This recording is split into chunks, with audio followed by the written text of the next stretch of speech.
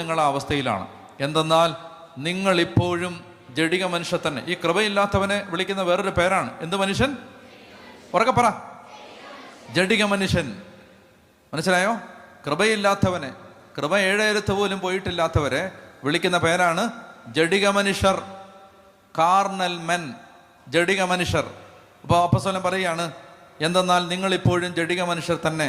നിങ്ങളുടെ ഇടയിൽ അസൂയയും തർക്കവും നിലനിൽക്കുമ്പോൾ നിങ്ങൾ ജഡികരും സാധാരണക്കാരുമല്ലേ? അസൂയ, വഴക്ക്, പടലപ്പിണക്കം, കലഹം, വൈരാഗ്യം, വെറുപ്പ്, വിധിപ്രഖ്യാപനം, ആരോപണം, കുറ്റപ്പെടുത്തൽ, നിന്ന, അഹങ്കാരം, അധിക്ഷേപം, ധിക്കാരം, ധാർഷ്ട്യം, മാത്സര്യം, ഭിന്നത, കലഹം, ഇതെല്ലാം നിലനിൽക്കുമ്പോൾ അതിൻ്റെ അർത്ഥം എന്താ?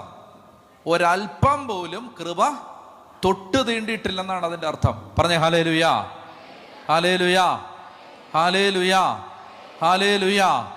പ്രിയപ്പെട്ട മക്കൾ, ഇത് മനസ്സിലാക്കിയിരിക്കണം. നമ്മൾ, കർത്താവ് പറയാണ്, നമുക്ക് ദൈവകൃപയുണ്ടെങ്കിലേ നമ്മുടെ കുടുംബങ്ങൾ ആത്മീയമായിട്ട് വളരത്തുള്ളൂ. ദൈവകൃപയില്ലാത്തവന് നമ്മൾ പള്ളിയിൽ പോയതുകൊണ്ട് കാര്യമില്ല. ദൈവകൃപയില്ലാത്തവർ പള്ളിയിലെ വലിയ സ്ഥാനങ്ങളുണ്ടെന്ന് ഒരു കാര്യമില്ല, യാതൊരു കാര്യമില്ല. ആത്മാവിൻ്റെ രക്ഷയ്ക്ക് അതൊന്നും ഉപകരിക്കുന്നില്ല. ആത്മാവിനെ രക്ഷപ്പെടുത്താൻ അതിനൊന്നും ഒരു കഴിവില്ല. നമ്മൾ ഇന്ന ആളാണ്, ഇന്നത് ചെയ്ത് ഒരു കാര്യമില്ല. മറിച്ച് കർത്താവിൻ്റെ കൃപ നമ്മളിൽ പ്രവർത്തിക്കണം. അതിനെന്ത് ചെയ്യണമെന്നറിയാമോ? കർത്താവ് ഒരു വാക്യം പറഞ്ഞിട്ടുണ്ട്. ഇത് ഒന്ന് ഈശോയെ വിളിക്കണം. പിന്നെ ഒരു കാര്യം പറയുന്നുണ്ട്, വായിക്കാം. 1 പത്രോസ് 4:4. 1 പത്രോസ് 4:4. ദൈവകൃപ ശക്തമായിട്ട് നമ്മളിൽ പ്രവർത്തിക്കാൻ അപ്പോസ്തലനായ പത്രോസ് പറയുന്ന മറ്റൊരു 1 പത്രോസ് 5:5-5-5. 4:4 1 പത്രോസ് 5:5. പ്രായമായി വരികയാണ്, മെമ്മറിയൊക്കെ പോയി തുടങ്ങി. 4:4 5:5 വായിക്കാം. 1 പത്രോസ് 5:5 വായിച്ചേ. അപ്രകാരം തന്നെ യുവാക്കന്മാരെ നിങ്ങൾ ശ്രേഷ്ഠന്മാർക്ക് വിധേയരായിരിക്കുവിൻ.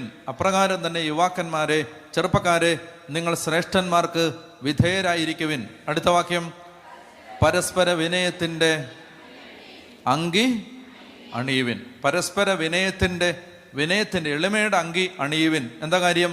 ദൈവം അഹങ്കാരികളെ എതിർക്കുകയും. ആർക്കാണ് കൃപ നൽകുന്നത്?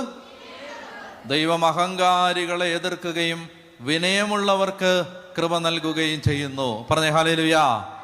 ദൈവം അഹങ്കാരികളെ എതിർക്കുകയും വിനയമുള്ളവർക്ക് കൃപ നൽകുകയും ചെയ്യുന്നു. ഒന്ന് കണ്ണടച്ച കരങ്ങൾ ഉയർത്തിക്കേ. ശക്തമായ ദൈവകൃപയ്ക്ക് വേണ്ടി യേശുവിൻ്റെ നാമത്തിൽ